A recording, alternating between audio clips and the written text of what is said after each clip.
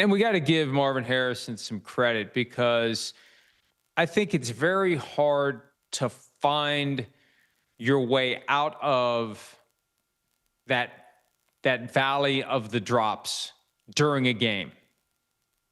And they kept giving him opportunities, and he started catching the football. That great catch at the sideline. It's one of those where, man, that's a hard catch, and he made it look easy. And then he makes this great touchdown catch, and you can tell by his reaction that, okay, whatever was plaguing me is gone now. The drop demon has been exorcised. Because there are a lot of fair questions about whether or not they'd picked the wrong guy. They could have had Malik Neighbors. They could have had Joe Alt. They could have gone different position. They had the 4th overall or Brian pick Thomas Jr. Yeah, Brian Thomas Jr. lasted until 23. We were down in the barn last night, and my nephew, who is the only Cardinals fan in West Virginia and has been a diehard Cardinals fan for over a decade now, and I still don't understand how it happened. In West Virginia, he's an Arizona Cardinals fan. I think we took him to Super Bowl 49, and it was in Arizona, and I think that may have had something to do with it. But we were talking that through, and we pulled up the 2024 first round of the draft. It's like, they picked him 4th overall, and he thought everything I was saying was shade against the Cardinals. It's like, I'm just stating facts. They drafted him 4th overall. That's not an insult. It's a reality. And they could have had other guys. That's a reality too. And at some point, Marvin Harrison has to deliver on the promise. And, this is one of the problems carrying around that name. Because all through his Ohio State career, there was this like, oh, wait. He's going to be as good as Dad. He might be better than Dad. There was this anticipation. I remember after his first year, man, if the NFL didn't unfairly erect a barrier that forces these guys to spend 3 years after high school playing college football, he would have been a first-round draft pick after 1 year at Ohio State. I'm sorry, the Ohio State. Yeah, there you go. There you go.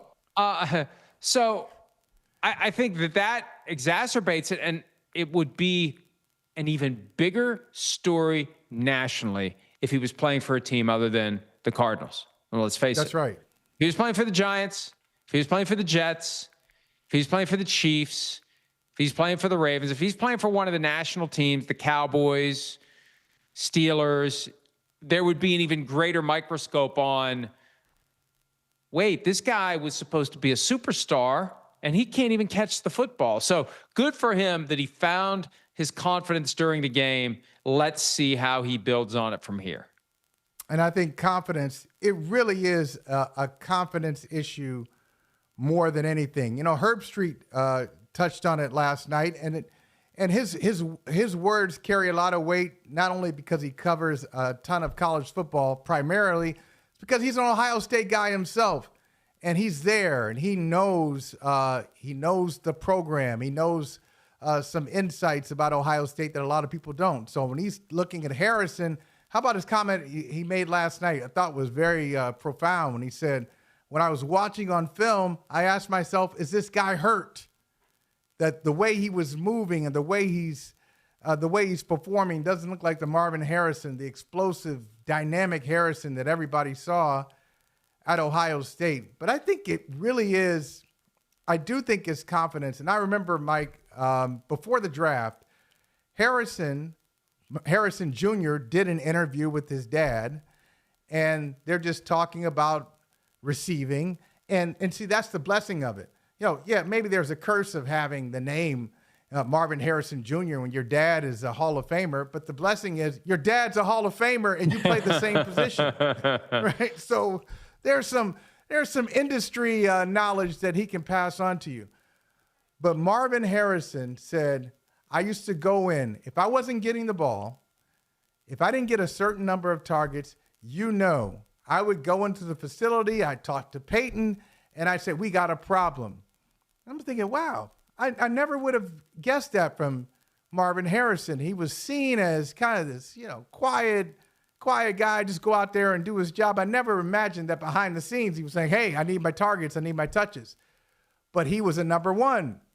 He's that guy. And as much as we talk about receivers and how a lot of them are divas, I think there's something positive about bringing a diva mentality when you're a number one receiver and having the confidence to understand if I get the ball, if they throw the ball my way, one, I'm going to catch it, I'm going to do something with it. And it just seems like he's really fighting that right now. And he rediscovered it in the fourth quarter, but I can't imagine him going to Kyler Murray on off days saying, okay, you know what you need to do next game. I need about 12 targets. And if I don't get it, we're going to have a problem. Let's peel this onion just another layer before we talk more about the Seahawks. This is one of those mornings where it's far more interesting to talk about, number one, what the Cardinals did wrong at the end of the game, and number two, what's going on with the Cardinals, because we don't get many opportunities to focus exclusively on the Cardinals for 3 hours in prime time. It's usually a 4:05 game that is secondary, if not tertiary, to the 4:25 p.m. Eastern big platform game on CBS or Fox. But, you said Marvin Harrison revealed some things, and Marvin Harrison was notoriously quiet. And then there was the post-career thing in Philadelphia that was the product of exhaustive reporting by GQ, and there was an initial incident, and there was a witness that ended up being no longer alive, and there was never a prosecution, but it was a very impressive investigation. And anyway, if you're Marvin Harrison Jr. and dad is in a position where, number one, you can get access to him whenever you want, but number two, you may have access to him when you don't want. You may be hearing things from dad that you don't want to hear, and it may be no different than the kid playing Little League whose dad won't stop riding him privately or publicly to do things differently.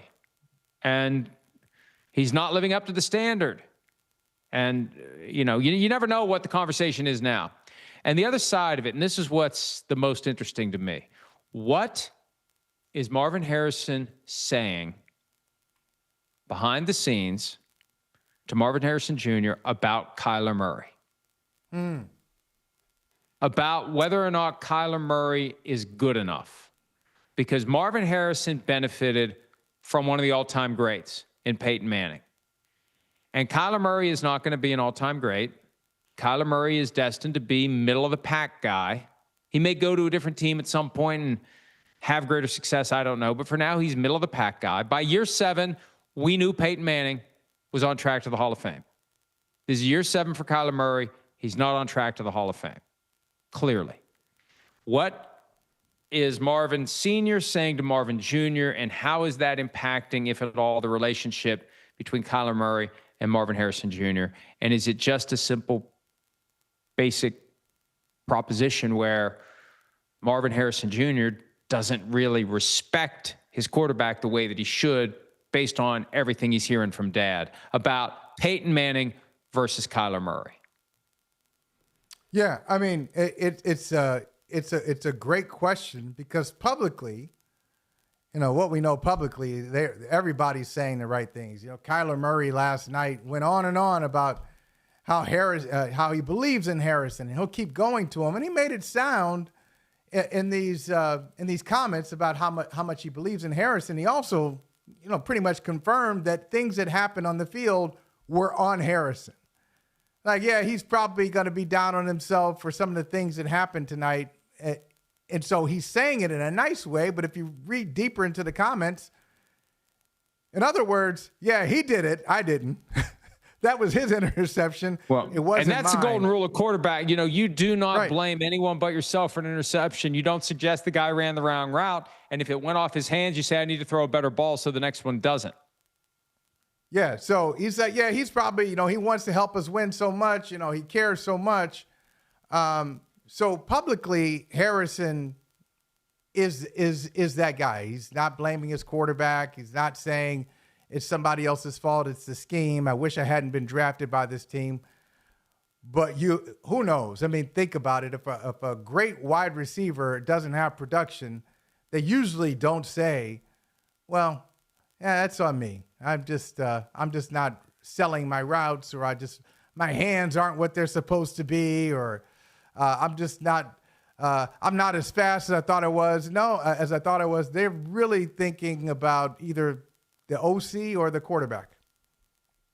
One last point, too, about Kyler Murray. And look, it's a well documented. When he got his new contract, there was the clause in there about spending a certain number of hours studying. And that was such a self-inflicted wound by the Cardinals. And it made Kyler Murray look bad. And I'm surprised the relationship still exists, 3 years later? Because that felt like something that you can't come back from. But this is a basic football observation at every level. And this is something my son said while we were watching the game down in the barn. There were like 4 or 5 of us down there watching it. And he was a lineman. And there's a certain ethic, team, you go about your business, you do your thing. And the thing that bothered him the most last night, there was a run by Kyler Murray at some point in the second quarter, and he popped up, and his jersey was all messed up on his shoulder pads. And anybody that's ever played football at any level knows that when the players regather, somebody fixes it for you. That's just what you do when you're on a football team. That's the most basic, simple courtesy that one teammate can extend to another. Your shirt is jacked up on your shoulder pads. I grab it and I pull it. You don't even think about it. It's like saying God bless you when someone sneezes. And they didn't do it. Nobody did it. And he was like, why is nobody fixing his jersey?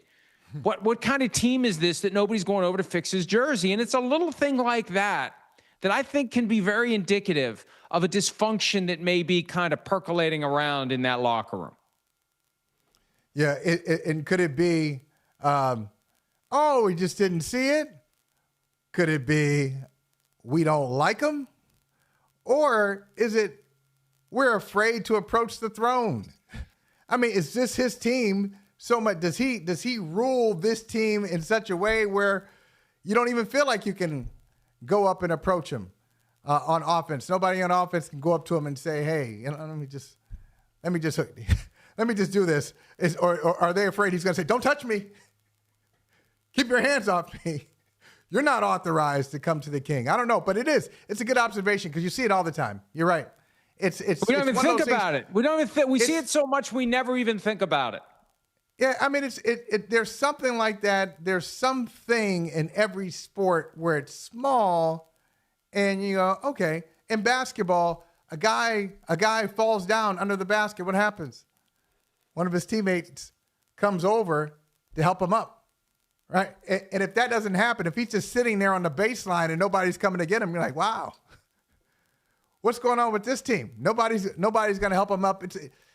It's small, but I wouldn't say it's insignificant. It gets your attention. It makes you wonder what's really going on with that team or with that dynamic. And if they continue on their current track, I think that it may become more pronounced. I don't know how many more times we're going to see the Cardinals in primetime this year, but it's something to watch if and when we see them again. We won't see them in those awesome uniforms again, though, because it's just once per year. Hi, it's Mike Florio. Thanks for watching PFT on YouTube. Hit subscribe for the latest news and analysis from Pro Football Talk.